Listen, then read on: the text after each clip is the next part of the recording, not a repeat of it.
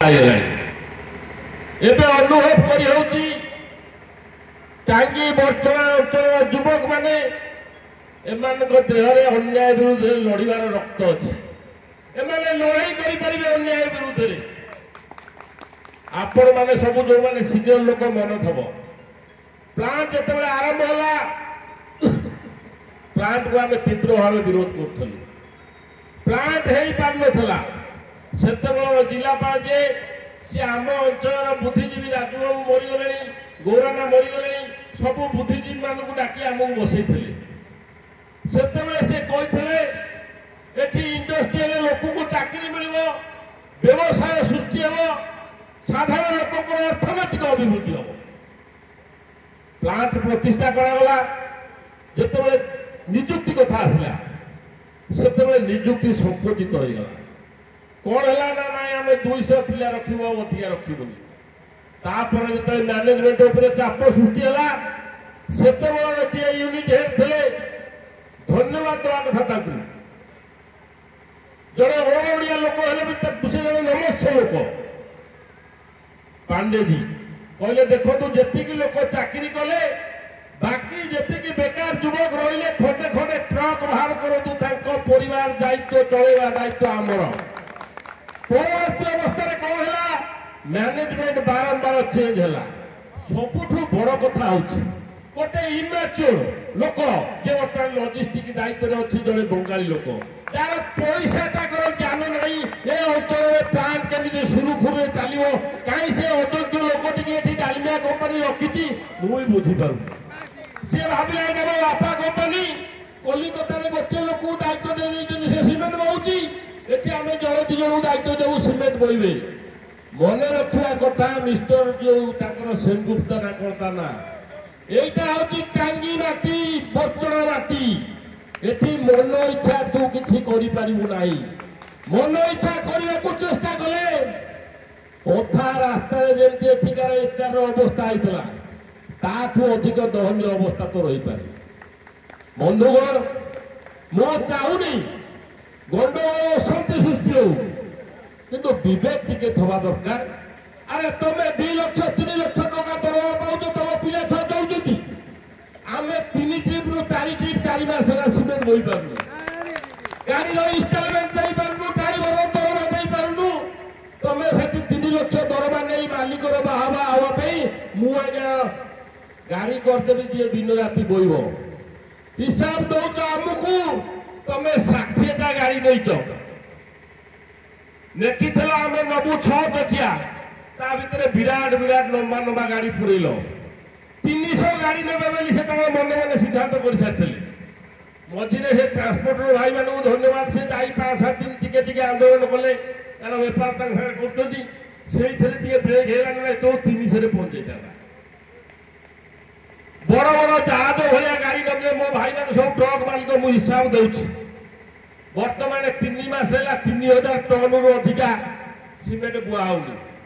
ତାଙ୍କର ଯେତିକି ଡେଡିକେଟେଡ ଗାଡ଼ି ଅଛି ସିଏ 1500 ଟନ୍ ବୋହିଦେବ ଦିନକୁ, ଆଉ ରହିଲା 1500 ଟନ୍।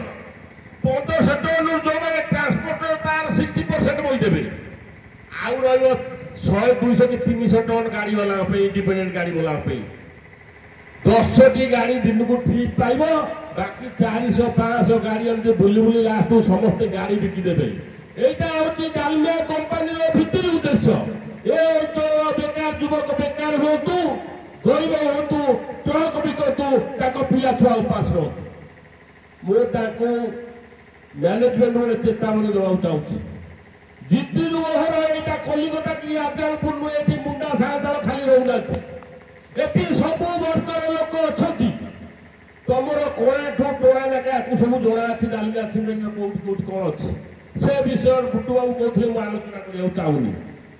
ଯଦି ଲଢ଼େଇ କରିବା ମନୋବୃତ୍ତି ଅଛି, ତମେ ଏଠି ରାଜନୀତି କରିବ, ତାହେଲେ ଲଢ଼େଇ କରିବା ଆମର ଆପତ୍ତି ନାହିଁ। ଯଦି ସମାଧାନର ରାସ୍ତା ବାହାର କରିବ, ଆଜି 3ଟା ବେଳକୁ ଯୋଉ ଜିଲ୍ଲାପାଳ ପାଖକୁ ଡାକିଛ, ମୋର ନିବେଦନ ରହିବ ମାନ୍ୟବର ବିଧାୟକ ସାଲେପୁର, ମାନ୍ୟବର ବିଧାୟକ ବର୍ଚ୍ଚଣା, ଲୋକଙ୍କ ପ୍ରତିନିଧି ହିସାବରେ ଏମାନେ ଉପସ୍ଥିତ ରହିବେ ଏବଂ ଯେଉଁମାନେ ବୁଦ୍ଧିଜୀବୀ ଅଛନ୍ତି ଟ୍ରକ୍ ମାଲିକ ସଂଘର, ସେମାନେ ବି ଉପସ୍ଥିତ ରହିବା ଦରକାର। ଦୀର୍ଘ ଦିନ ବନ୍ଦ ହେଲେ आमर गोटे दिन 1000 टका क्षति हेले ताकर कोटी टका क्षति होउछि मैनेजमेंट जदि कालक्र नीति धरे मास मास धरी प्लांट बंद हम के अटकई पारे ना तेणु मोर नवेदन जदि 3टा बेलू जिलापाल डाकी खोला हृदय आसतु बसवा समाधान रास्ता बाहर करवा आमे केबे चाहबुनी आम अंचल सबू प्लांट बंद हो जाए गोटे बेली दीप निभेगा कि चक्रांत करे डालमिया मैनेजमेंट जदि पेट पटल हाथ मारे निश्चित भाव प्लांट भविष्य अंधार होते पुलिस से प्रशासन जहाँ को लगेले भी कौन सी परिस्थिति डालमिया प्लांट गोटाए घंटा चली पार ना ये प्रतिश्रुति मुझे आपण मानक दूसरी जिते बड़े जो समय आपण डाकिबे आम पूर्ण सहयोग करूँ आम दल आम नेता आम सरपंच नोमिनी चेयरमैन समस्ते सहयोग करेंगे कहीं आम दलर नीति आदर्श होची जहाँ अन्याय अत्याचार हम से श्रमिक हूँ से गाड़ी मालिक हूँ से लेबर हूँ साधारण बासिंदा हूँ लड़ई करूँ आम ताकि गोटाए पिला प्लांट सामने आम गोटे गरीब पिलाटी घटी जो भगतपुर गोटे ढाबा करके पिला छुआ पोषी ए मैनेजमेंट 10 दिन थे धमकौ तो घर भांगीदेवी अरे से सरकारी जगह तुम बोपा जगह घर कर सरकारी जगह घर कर पुलिस की पैसा दे मालिकटा बाड़े से गोटे भल निरीह पिलाटी से ढाबा कर गरीब लोक चलुच ए सबू जदि से विरोध न आगामी दिन में तार परिणत भोगे आज खाली गाड़ी मालिक मैंने बस सरपंच नोमिनी जिला परिषद एमएलए चेयरमैन बस काली साधारण लोक मैंने आसी बसवे दिन श्रमिक मैंने आसी बसवे अंधार देखा आलुओ देखा तेणु मोर नवेदन आपण को मैनेजमेंट मानक टिके दया करी निज दाबी निज जिद आपण मैंने टिके ओहरतु एवं जो मैंने बुद्धिजीवी ट्रक मालिक अच्छा से गोटे रास्ता करे 2 घंटा भर 3टार बसला 2टा बजे घंटाए भर से गोटे रास्ता तैयारी करूँ जो विन विन सिचुएसन आपण मान सम्मान गाड़ी वाला को काम मिल ये रास्ता तैयारी कर समाधान बाट बाहर करूँ ये कही मो वक्तव्य बंद।